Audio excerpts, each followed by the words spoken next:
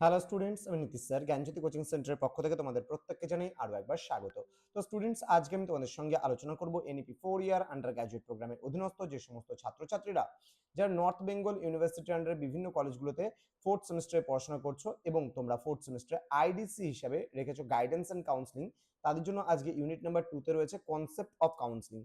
এখান থেকে গুরুত্বপূর্ণ কিছু এমসিকিউ প্রশ্ন নিয়ে আলোচনা করবো আজকে পার্ট 1 ভিডিও। যারা এখনো পর্যন্ত আমাদের চ্যানেলটিকে সাবস্ক্রাইব করোনি, সাবস্ক্রাইব করে পাশে থাকা বেল আইকন অল প্রেস করে রাখো, যাতে নেক্সট টাইম থেকে কোনো ভিডিও আপলোড করলে তার নোটিফিকেশন তুমি সবার আগে পেতে পারো।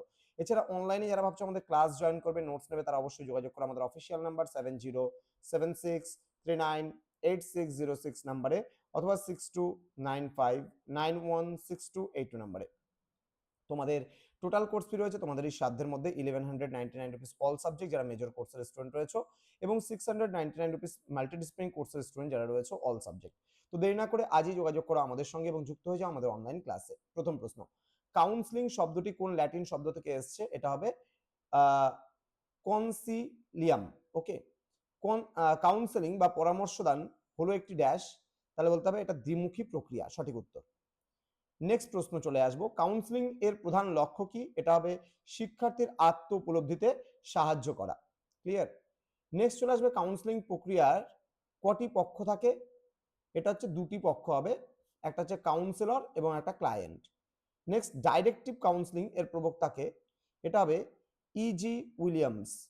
নন ডাইরেক্টিভ কাউন্সিলিং এর প্রবক্তাকে? এটা হবে তোমার হচ্ছে কার্ল রজার্স।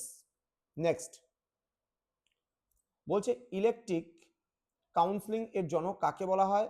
গ নম্বর অপশন সঠিক হবে এফ.সি. থর্ন। কোন ধরনের কাউন্সিলিং এর কাউন্সিলর বা পরামর্শদাতা প্রধান ভূমিকা পালন করেন? এটা হবে ডাইরেক্টিভ বা প্রত্যক্ষ। নেক্সট প্রশ্ন রয়েছে, নন ডাইরেক্টিভ কাউন্সিলিং কে আর কি বলা হয়? Client centred. ক্লায়েন্ট বা পরামর্শ গ্রহীতা কোন কাউন্সিলিং সবচেয়ে বেশি সক্রিয় থাকেন? এটা হবে পরোক্ষ। প্রত্যক্ষ বা ডাইরেক্টিভ কাউন্সিলিং এর প্রথম ধাপ কোনটি? এটা হবে বিশ্লেষণ, হবে সঠিক উত্তর। দেন ইজি উইলিয়ামসন প্রত্যক্ষ কাউন্সিলিং এর কয়টি ধাপের কথা বলেছেন? 6টি ধাপের কথা কিন্তু বলেছেন। নেক্সট রয়েছে, counselling is a face to face relationship, উক্তিটি কার? এটা হবে রুথ স্ট্র্যান্ড। নিচের কোনটি আদর্শ কাউন্সিলরের বৈশিষ্ট্য নয়? এটা হবে পক্ষপাতিত্ব করা। ওকে। নেক্সট রয়েছে, যখন একজন কাউন্সিলর প্রয়োজন অনুযায়ী প্রত্যক্ষ পরোক্ষ উভয় পদ্ধতির সংমিশ্রণ ঘটান তাই কি বলে? উত্তর হবে একলেকটিক কাউন্সিলিং। নেক্সট, কাউন্সিলিং এর প্রকৃতি কেমন হওয়া উচিত? এটা হবে গণতান্ত্রিক হওয়া উচিত। নেক্সট রয়েছে, কাউন্সিলিং এর পরিধি অন্তর্ভুক্ত করে কে? এটা হবে শিক্ষাগত সমস্যাও হবে, আবেগজনিত সমস্যা হবে এবং পেশাগত সমস্যাও হবে।